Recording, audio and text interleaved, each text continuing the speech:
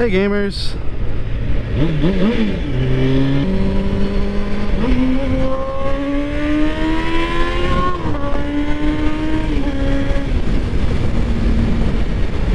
So our topic today is going to be content creation. It's going to kind of focus on like what you want to do as a content creator, what you should pick, rule of thumb, or like general advice for kind of any kind of content creation.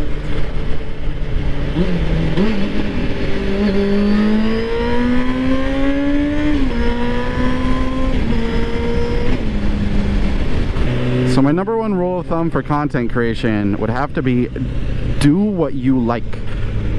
I did content creation for a bit on a game, and yeah, the game was like a little fun to play and all, but just making content on it, I hated it.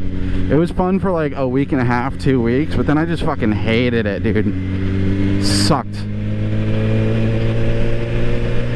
And I was like, well, you know, people are enjoying this and commenting and subscribing for it and all that, so I kind of felt like I owed them something. So I was just like pumping out videos that I hated making, just so people were, you know, satisfied. And I was like, man, fuck this. I want to go do something I like. So I was like, I'm going to do content creation on motorcycles. But it took me like a year and a half to get a motorcycle. But after that, I was Bing chilling. But yeah, so do what you want. If it makes you happy and you want to share it with others, that's what you want to focus on for your content creation. And keep it original. Because if you do the same exact thing that everyone else is doing, or you're copying someone, everyone's just going to go watch, you know, the person who did it first. And the person who did it first, who did the original thing that everyone's following a trend of, is going to get all the attention, all the reach. They're going to get all the credit for it. And you're just there. People will label you, oh, you know, you're just following trends. I don't want to watch this dude. He's not putting out anything original. Even if it's just like putting your own spin on a trend, you know, that can be pretty cool, because that's how plenty of new trends have been made, were just spin-offs of older trends. So like, just put some originality into your content, and just people will come along and watch, as long as your content's interesting. I mean, you have to make it interesting, you know. If I'm just riding a bike and I'm not talking, I'm not really putting out any exhaust sounds, there's nothing interesting going on, no one's gonna watch. You know, they're gonna be like, why am I wasting my time just watching this dude ride a bike? You know, in a sense, I'm like having a one-sided conversation, but I'm having a conversation with people. I mean, I guess you could like reply in the comments and everything, but essentially I'm having a conversation with people, and that's why people would want to watch these. And also like commentating like, wow, you know, that's a crazy rare Subaru Forester, oh my god, woo! You know, crazy shit like that. You have to make your content interesting and keep it original. So say if you've got a construction business, you know, people drive by construction sites all the time, but they don't get to actually see what's going on. So take some videos like, hey, you know, today we're pouring the slab for the foundation of this house, and show them, you know, how you put the rebar, and then how the cement gets poured, and then the finishing work, and then the framing and all that, and just like all the steps and the cool little interesting parts about it. People love to learn. Genius.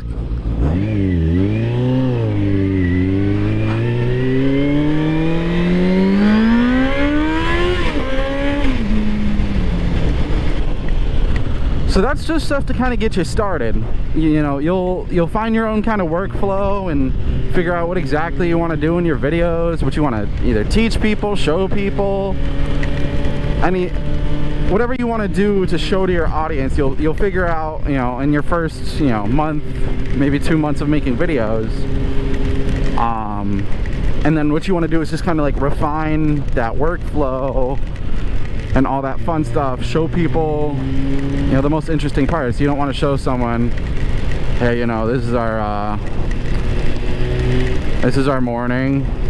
You know, today we got to pour a concrete slab.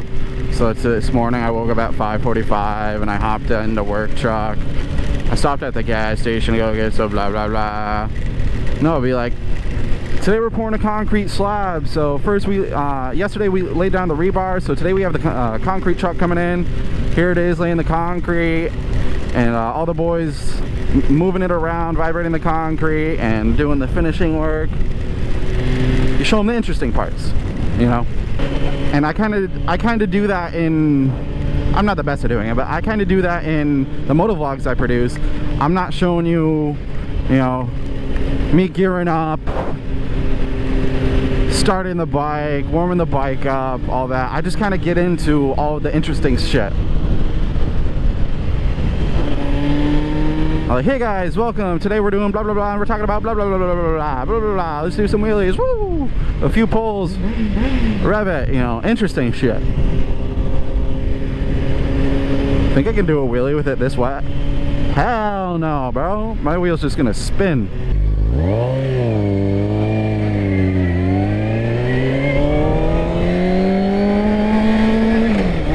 Ow! My feet are soaked. I think my GoPro's waterproof. I hope my GoPro's waterproof.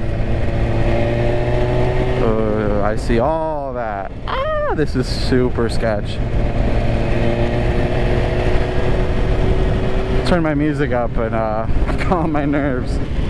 So Instagram is what I started making motorcycle content on, and it's a really good platform to start on,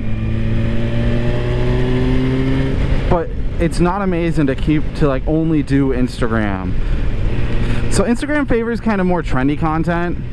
So it doesn't have to be like a specific trend that you have to like do verbatim, but it has to be kind of in the realm of certain trends going on, and you have to use certain audios to get anywhere with the content. So it kind of like restricts you in your creativeness. Whereas something like YouTube favors original content as long as it's interesting, for their long form content and short form content too. Instagram is only short form content or pictures. So YouTube is great if you're like working on your motorcycle, or you know, showing a little more of a lengthy process of something, where Instagram kind of just gets people's attention and maybe gets them hooked onto whatever you're doing. So your kind of goal is to transfer people from Instagram, like get them hooked over there and transfer them over to YouTube so they're there for the long game. Which, yes, you can also do short form on YouTube, but your success is very dependent on, you know, how you structure it for that platform. Because you can have videos that do really well on YouTube for YouTube Shorts, but then just absolutely flop on Instagram, and then vice versa, flop on Instagram, do really well on YouTube. Or sorry, flop on YouTube, but do really well on Instagram.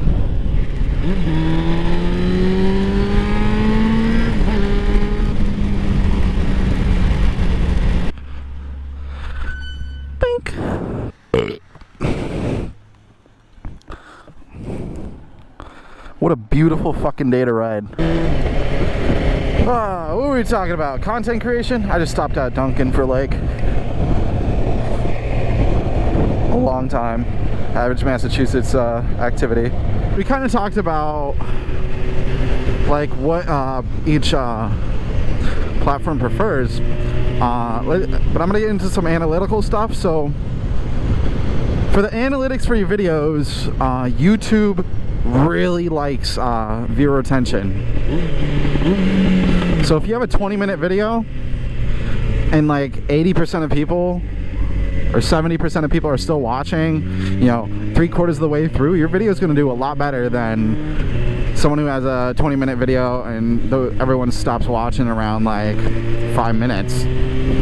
So you want to try to keep your viewer retention rate high. So you don't want to have just a bunch of random shit going on through the video. You want to structure it.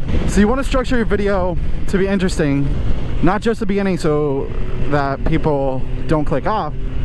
You want the whole video to be interesting. So try not to leave long parts of you not talking or something like that. This truck's having fun. Yeah. Like something super fucking cool happens in the video. You know, you want to have a little clip of that in the beginning and be like, this is how it all started. And then, you know, chain of events leading up to that. So people are like, oh, there's something cool going on in the middle of the video. I'm gonna watch to see, you know, how it all led up to that and see the full situation of whatever happened. Let's get a little ripskis.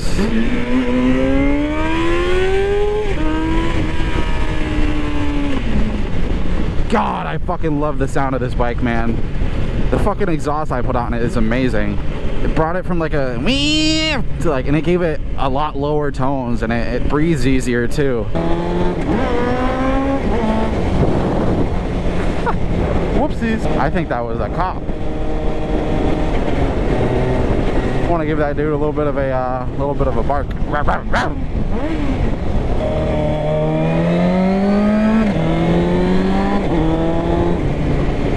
No clutch. I'm just gas. I don't need no clutch. Oh, my slipperiness.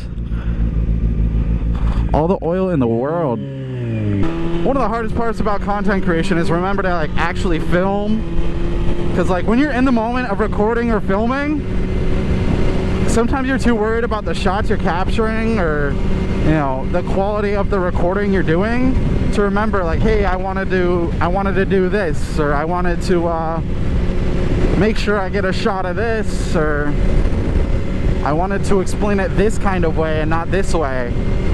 You essentially want to have like a script to go by. It doesn't necessarily need to be like a full-on scripted video, but you essentially want to have the structure for the video kind of made out in your mind at least before you actually record and do it. I'm guilty of going on rides all the time with no like topic to talk about, and I was thinking of one on the fly, and then like, wow, the fucking way I talked about it sucked ass, and I know I can talk about it a lot better than I did. So try to have like the script or the structure in your noggin of what you want to do and what you want to talk about before you start recording. Because when you think about it beforehand, you're thinking about all these ideas and things you want to say versus like, oh hey, I'm on the bike, let me think about it while also riding a motorcycle, looking out for traffic, looking at all the scenery around me, dodging obstacles. So yeah, don't do what I do. Do as I say, not as I do.